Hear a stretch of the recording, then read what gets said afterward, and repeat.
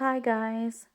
வாங்க நாங்கள் இன்றைக்கி யூகேல வந்து நீங்கள் ஒரு வீட்டிலேருந்து இன்னொரு வீட்டுக்கு மாறுறேன்டா இவ்வளோ பெரிய தலையடின்னு பார்க்கலாம். இந்த வீடு வந்து நாங்கள் லாஸ்ட் இயர் வேறு இடத்துல இருந்து இந்த வீட்டை ரெண்ட் பண்ணி கொண்டு வந்த நாங்கள். ஏன்டா இந்த இடத்துல வீடு வேண்டுறேன்டா இடம் பார்த்து வேண்டுறதுக்கு எங்களுக்கு ஈஸியாக இருக்கும். இங்கே வந்து வீடு மாறுறது வந்து கொஞ்சம் ஒரு வீட்டிலேருந்து இன்னொரு வீட்டுக்கு நாங்கள் மோர்கேஜ் பண்ணி மாறுறதெல்லாம் பெரிய ஒரு தலைவலியாக இருக்கிறபடியால் எங்களோட பழைய வீட்டை விற்றுட்டு நாங்கள் இந்த வீட்டுக்கு ரெண்ட் பண்ணி கொண்டு வந்த நாங்கள். இது வந்து ஃபர்ஸ்ட் ஃப்ளோரில் இருக்குது ஒரு வாஷ்ரூம். இந்த வாஷ்ரூமுக்கு பக்கத்துலேயே இந்த பிள்ளைகளோட ரூம் வந்து பிள்ளைகளோட ரூமில் அவையிலே இந்த வார்ட்ரோப் வச்சுருந்தவையர். அதை விட்டு நாங்கள் இதை பங்க் பெட்டுன்னு சொல்லுவோம். மேலே பெரியவங்க கீழே சின்னவோட ரூம். இதெல்லாம் நாங்கள் வீடு இப்போ மூவ் பண்ணுறதுக்கு எல்லாம் பாக்ஸ் எல்லாம் கட்டி கட்டி வைக்கிறபடியால் கொஞ்சம் அல்லங்கோலமாக இருக்குது. இது வந்து எங்களோட ரூமை நாங்கள் யூஸ் பண்ணி கொண்டு இருந்தோம். நாங்கள் எங்களோட கபர்ட் வார்ட்ரோப் எல்லாம் நாங்கள் கலட்டி கொடுத்துட்டோம் ஆல்ரெடி சரட்டிக்கு எடுத்துக்கொண்டு போகிறதுக்கு எங்களோட பெட் எல்லாத்தையும். அது மாதிரி இவங்க வந்து செகண்ட் ஃப்ளோரில் வந்து லொஃப்ட் ரூம் ஒன்று வச்சுருந்தாங்க. அது நார்மலாக வந்து செகண்ட் ஃப்ளோர் இல்லை, லொஃப்ட். இங்கே லொஃப்ட் எப்படி சொல்லுவீங்கம்மாண்டா ஸ்டோரேஜ் ரூம் மாதிரி.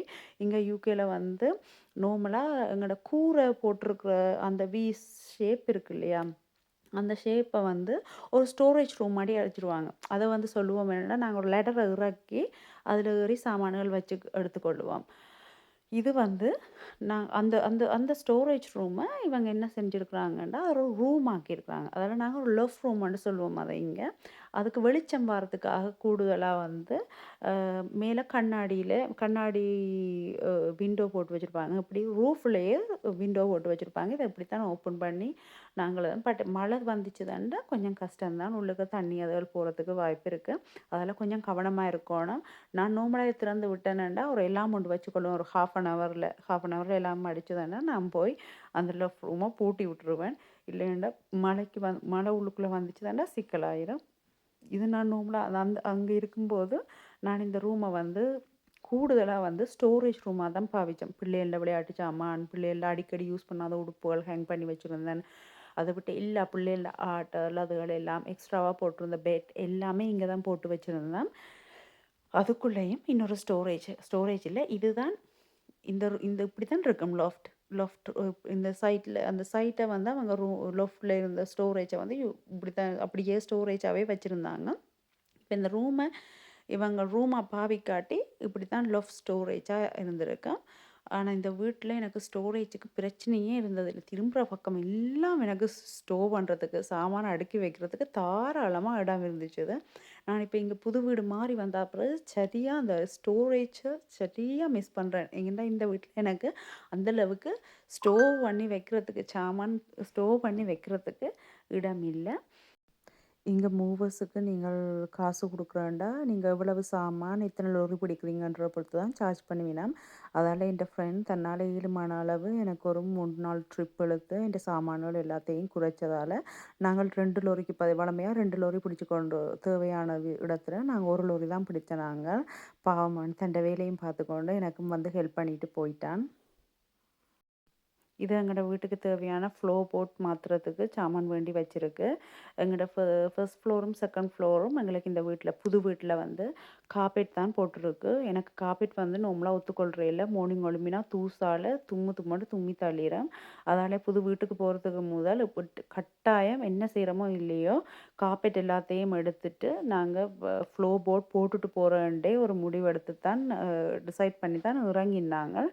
அப்போ நாங்கள் போட் எல்லாத்தையும் வேண்டி நாங்கள் கான்ட்ராக்ட் வேறு ஆக்களுக்கு கொடுக்குறதுக்கு பார்த்தா சரியான எக்ஸ்பென்சிவாக போயிட்டுது. லாஸ்ட் மினிட்ல எனக்கு ஒரு ஃப்ரெண்ட் ஒரு ஆள் எனக்கு சஜஸ்ட் பண்ணி ஒருத்தர் வந்து எனக்கு ஒரு இரவு பகலண்டு ஃபுல்லாக நின்று எந்த வீட்டு ஃப்ளோ போட் முழுக்க வேலை முடித்து தந்துட்டு தான் அவர் போனவர். எங்களுக்கு சரியான ஹாப்பி அவர் எங்களுக்கு செஞ்சு தந்துட்டு போன வேலையால். இது எங்களோட லிவிங் ரூமில் இருந்து பேக் சைடு வியூ. இது எங்களோட கார்டன், சின்ன கார்டன்.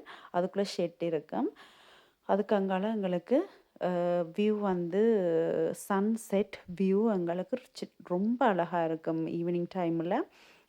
இதெல்லாம் ஃப்ளோ போட் வேலை நடக்குது. மேலே எங்களுக்கு ஆக்சுவலி இவர் வேலை தொடங்கி கார்பெட் எல்லாத்தையும் முடிச்சுட்டு ஸ்டெப்ஸுக்கு நாங்கள் கார்பெட்டே தான் வச்சுருப்போம். ஏன்னாடா ஃப்ளோ போட் போடுறது சேஃப் இல்லை. இங்கே சின்ன ஆக்களோட வழுக்கி விழுந்துருவினோம்.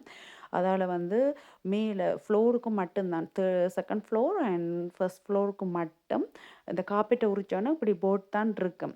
இந்த போட்டுக்கு மேல எங்களுக்கு நார்மலா வந்து ஒரு ஷீட் ஒன்று விரிப்பினம். இந்த ஷீட்ட விரிக்காம, அதுக்கேத்த மாரி ஒரு ஃப்ளோ போர்ட் தான் நாங்க வேண்டியிருக்கிறோம். அந்த ஷீட்ட விரிக்காம நாங்க அந்த ஃப்ளோ போர்ட் போட்டா காணுமெண்டு. அ அத விட்டு ஹெல்ப்புக்கு வந்த என் ஃப்ரெண்ட் நல்லா களைச்சு போனான். அவன்ட வேலைய முடிச்சுட்டு வந்து எனக்கு ஹெல்ப் பண்ணி அப்படியே நித்திரையாயிட்டான் ஃப்ளோர்லயே படுத்தபடி பாவம். இதெல்லாம் எங்களோட ஃபர்னிச்சர்ஸ் நாங்க ஆர்டர் பண்ணினது. கொஞ்சம் கொஞ்சமா தான் எல்லாம் செய்யோணும். எல்லாம் நாங்களே எல்லாம் போட்டு இதுக்காக ஆட்கள கூப்பிட்டும் பூட்டலாம். பட் இதுக்கெல்லாம் நாங்க வேறையா காசு குடுக்க வேண்டி வரும். அ பட் இவ்வளவும் பூட்டுறோம்டா ஒரு பெரிய ஒரு அமௌண்ட் முடியும். அதால என்ட ஹஸ்பண்டே கொஞ்சம் கொஞ்சமா பூட்டுறாண்டு கிட்டத்தட்ட எங்களுக்கு இதெல்லாம் பூட்டி முடிக்கிறதுக்கு ஒரு 3, 4 கிழமை கிட்ட ஆச்சுது. ஏனென்டா நான் தான் ஹெல்ப் பண்ணோணும். அ அ அத பிடிக்கிறதுக்கு, கொல்றதுக்கு எல்லாம் எப்படியுமே 2 ஆட்கள் வேணும் பூட்டுறதுக்கு, ஹெல்ப் பண்றதுக்கு. கொஞ்சம் கொஞ்சமா அது காணாதுக்கேண்டா ஸ்கூல் ஹாலிடேயும் ஆயிட்டுது. பிள்ளைகளையும் நாங்க வீட்டுக்குள்ளேயே வச்சிருக்க இயலாது.